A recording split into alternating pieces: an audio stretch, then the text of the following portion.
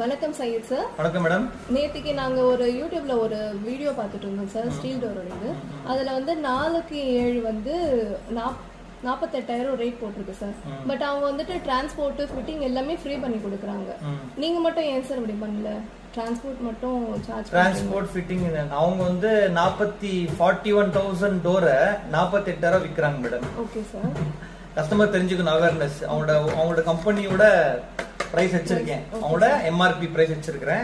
அந்த தம்பி சொல்றாரு வீடியோல, யூடியூப் சேனல்ல வீடியோ சொல்றாரு, ஒரு யூடியூபர் வீடியோ எடுக்கிறாரு. அந்த டோர் சொல்றாரு 48,000 ரூபாய் including fitting and transport free சொல்றாரு.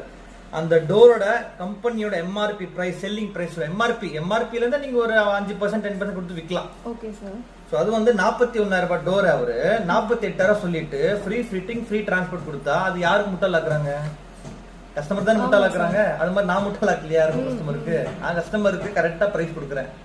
இதெல்லாம் பாத்தீங்கன்னா அந்த வீடியோல பாத்தீங்கன்னா எல்லா டோரோட விலை எல்லாம் வந்து அதிகமா பண்ணி 1-2 ரூபாயத்துல 41 இருக்கு, 48 இருக்கு. எவ்வளவு ரூபாய் டிஃபரன்ஸ் இருக்கு? சோ அவ்வளவு டிஃபரன்ஸ் போனா நான் வாங்குறேன்னா கஸ்டமருக்கு வந்துட்டு கேரளா கம்பெனிக்காரன் வந்துட்டு ஏமாத்துறான், தமிழ் ஆளுக்கு ஏமாத்துறான்.